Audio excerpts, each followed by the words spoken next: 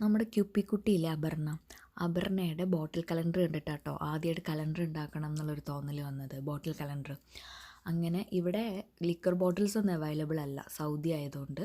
അപ്പം ഞാനൊരു വിനെഗറിൻ്റെ ബോട്ടിലിൽ ചെയ്യാമെന്ന് വിചാരിച്ചു. അങ്ങനെ ബോട്ടിലിൽ ഞാൻ ഇപ്രാവശ്യം സ്പ്രേ പെയിൻ്റാണ് ഉപയോഗിച്ചത്. അത് കാരണം നല്ല ഫിനിഷിംഗ് ഉണ്ട്, നല്ല ഷൈനിങ് ആയിട്ടാണ് ഇരിക്കുന്നത്. സാധാരണ സ്പോഞ്ച് വെച്ചിട്ട് അക്രിലിക് പെയിൻ്റാണ് ചെയ്യാറ്. ഇതിപ്പോൾ അക്രിലിക് സ്പ്രേ പെയിൻറ്റ് ചെയ്തു. പിന്നെ നോർമൽ പ്രിൻ്ററിലാണ് ഇപ്രാവശ്യം കലണ്ടർ പ്രിൻ്റ് ചെയ്തത്. എല്ലാവരും ലേസറിലാണ് പ്രിൻ്റ് ചെയ്യണം എന്ന് പറഞ്ഞത്. വീഡിയോസ് കണ്ടപ്പോൾ അതിലൊക്കെ ലേസർ പ്രിൻ്റ് ചെയ്യണം എന്നാണ് പറഞ്ഞിട്ടുള്ളത്. ഇപ്പോൾ വീട്ടിലുള്ളത് ഇങ്ക്ജെറ്റ് പ്രിൻ്റർ ആയതുകൊണ്ട് അതിൽ തന്നെ ഞാൻ പ്രിൻ്റ് എടുത്തു, കട്ട് ചെയ്തു. പിന്നെ നമ്മളിത് പുറത്ത് കൊടുക്കാനൊന്നുമല്ല, നമ്മുടെ വീട്ടിൽ വയ്ക്കാൻ വേണ്ടിയിട്ട് ഉണ്ടാക്കുന്നതായതുകൊണ്ടാണ് കേട്ടോ. കുറച്ചൊക്കെ പ്രശ്നങ്ങളുണ്ടെങ്കിൽ നമുക്ക് അഡ്ജസ്റ്റ് ചെയ്യാമല്ലോ. പിന്നെ അത് ഫെവിക്കോൾ വെച്ചിട്ട് ബോട്ടിലിൽ ഓരോ മാസവും ഒട്ടിച്ചെടുത്തു. പിന്നെ ബോട്ടിലിൽ കുറച്ച് സ്ഥലപരിമിതി ഉള്ളതുകൊണ്ട് അതിനനുസരിച്ച് അറേഞ്ച് ചെയ്തിട്ടാണ് ഒട്ടിച്ചത്. എന്നാലും തികഞ്ഞു കേട്ടോ, സ്ഥലമൊക്കെ തികഞ്ഞു. മാസങ്ങളൊക്കെ കംപ്ലീറ്റ് ഒട്ടിച്ചു. ഫുൾ ഒട്ടിച്ച് ഡ്രൈ ആയ ബോട്ടിലാണിത്. ഇനി നമുക്ക് ഇതിൽ കുറച്ച് കലാപരിപാടികളൊക്കെ ചെയ്യാം. ഞാൻ ഉദ്ദേശിച്ച ബോട്ടിൽ എന്ന് പറഞ്ഞിട്ടുണ്ടെങ്കിൽ ഒരു കലണ്ടർ ബോട്ടിൽ എന്ന് പറയുന്നതും മാത്രമല്ല, ഒരു ബോട്ടിൽ ആർട്ടും കൂടി അതിൽ ഉൾപ്പെടുത്താവുന്ന രീതിയിൽ ചെയ്യണം എന്നാണ് ഞാൻ ആഗ്രഹിച്ചത് കേട്ടോ. അപ്പോൾ ഇതിൽ കുറച്ച് ഇലകളും പൂക്കളും ഒക്കെ കൊണ്ടുവരാനാണ് ഞാൻ ശ്രമിക്കുന്നത്. സക്സസ് ആവുമെന്ന് വിചാരിക്കണം, നോക്കാം. ഗ്രീൻ അക്രിലിക് പെയിൻറ്റ് യൂസ് ചെയ്തിട്ട് ഇങ്ങനെ വള്ളികളൊക്കെ തൂങ്ങിക്കിടക്കുന്ന രീതിയിൽ ഒരു ബോട്ടിൽ ചെയ്യാനാണ് ഞാൻ ഉദ്ദേശിക്കുന്നത്. അതിൽ കുറച്ച് റെഡ് ഫ്ലവേഴ്സും പിന്നെ ഇലകളൊക്കെ പൊഴിയുന്ന അങ്ങനത്തെ ഒരു എഫക്റ്റ് കൊണ്ടുവരാനായിട്ടോ നോക്കുന്നത്. അപ്പോൾ ഇങ്ങനെ ബോട്ടിൽ നെക്കിൻ്റെ അവിടെ നിന്ന് താഴേക്ക് ഇങ്ങനെ കുറേ വള്ളികളൊക്കെ വരയ്ക്കുകയാണ് ചുമ്മാ. ഇലയും വള്ളിയൊക്കെ ആയ കാരണം വലിയ കലാവിരുതൊന്നും ആവശ്യമില്ല. കാരണം ജസ്റ്റ് ബ്രഷ് വെച്ചിട്ട് ഇങ്ങനെ എന്താ പറയുക, ഓവർ പണിയൊന്നും ഇതിലില്ല.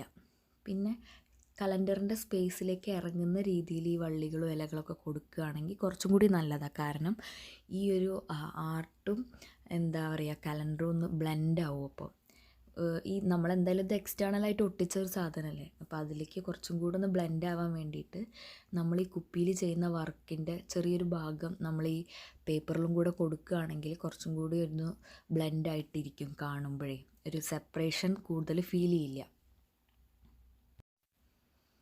അപ്പോൾ അതേ വരച്ചുകൊണ്ടിരിക്കുകയാണ്. ഇതുപോലെ ഫുള്ള് എല്ലാ സൈഡിലും ഇങ്ങനെ പല വലുപ്പത്തിലായിട്ട്, സാധാരണ വള്ളികളും അങ്ങനെയാണല്ലോ, പല വലുപ്പത്തിലല്ലേ, പല വലുപ്പത്തിലായിട്ട് വള്ളികളും ഇലകളൊക്കെ കൊടുക്കുകയാണ്. അപ്പോൾ നമുക്ക് വരച്ചിട്ട് കാണാം എങ്ങനെയുണ്ട് എന്നുള്ളത് കേട്ടോ.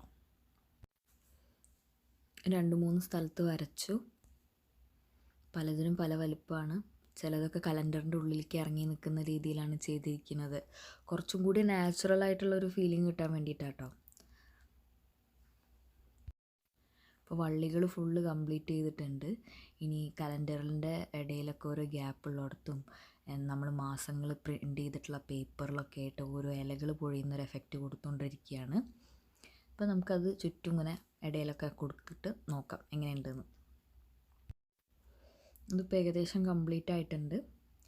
ഇനി നമുക്ക് ഇതിൻ്റെ ഇടയിൽ കുറച്ച് ഒന്നുകിൽ നിങ്ങൾക്ക് ഇങ്ങനെ നിർത്താം കേട്ടോ. ഇനി ഞാൻ കുറച്ചും കൂടി ഒന്ന് വിജൃംഭിപ്പിക്കാൻ വേണ്ടിയിട്ട് കുറച്ച് റെഡ് ഫ്ലവേഴ്സ് ഇടയിൽ കൊടുക്കുകയാണ്. ഇതൊക്കെ ഫുൾ അക്രിലിക് പെയിൻറ്റ് വെച്ചിട്ടാട്ടോ ചെയ്യണേ. കണ്ടോ, സിമ്പിളായിട്ട് 4 ഏതളൊക്കെ ഉള്ള പൂവാണ്. അവിടെ ഇവിടെയൊക്കെ ആയിട്ട് നിങ്ങൾക്ക് ഇഷ്ടമുള്ളിടത്തൊക്കെ കൊടുക്കുക. വള്ളികളിലുള്ള പൂവൊക്കെ ഫിനിഷ് ചെയ്ത് കഴിഞ്ഞാൽ താഴത്തേക്ക് പൂവ് പൊഴിയുന്നൊരു ഇത് കൊടുക്കുന്നുണ്ട്. അപ്പോൾ നമ്മുടെ ഇലേൻ്റെ ഇടയിൽ ഗ്യാപ്പുള്ളിടത്തും പേപ്പറിലും കുപ്പിയിലൊക്കെ ആയിട്ട് ഫ്ലവേഴ്സും കൂടെ കൊടുക്കുക. അപ്പോൾ അതും ഫിനിഷായിട്ടുണ്ട്. അവിടെ ഇവിടെയൊക്കെ ആയിട്ട് ഞാൻ ചെറിയ ചെറിയ ഫ്ലവേഴ്സ് കൊടുത്തിട്ടുണ്ട്.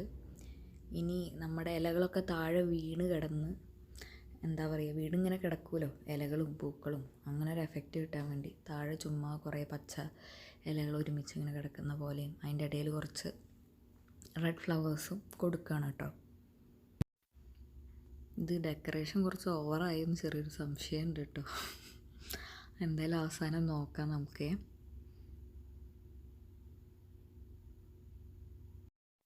ബോട്ടിലിൻ്റെ താഴെയുള്ള പരിപാടികൾ ഏകദേശം കഴിഞ്ഞിട്ടുണ്ട്.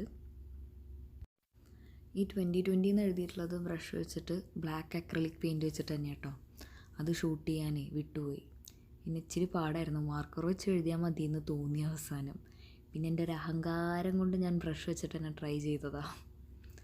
പിന്നെ ഫിനിഷ് ചെയ്യാൻ വേണ്ടിയിട്ട് ഞാൻ ഒരു വൈറ്റ് ത്രെഡ് മേലെ ബോട്ടിൽ നെക്കിൻ്റെ അവിടെ ഇങ്ങനെ കെട്ടി കൊടുക്കുകയാണ്. ഗ്രീൻ ത്രെഡായാലും കുഴപ്പമില്ല കേട്ടോ, മാച്ചാവും. നിങ്ങൾക്ക് ഇഷ്ടമുള്ള ഇത് യൂസ് ചെയ്യാം. അപ്പം ഞാൻ തൽക്കാലം വൈറ്റാണ് യൂസ് ചെയ്യുന്നത്. ഇപ്പം എല്ലാ പരിപാടിയും കഴിഞ്ഞിട്ട് ഞാൻ ബോട്ടിൽ കാണിച്ചു തരാവേ. കണ്ടല്ലോ, ഫുള്ള് പരിപാടിയും കഴിഞ്ഞു.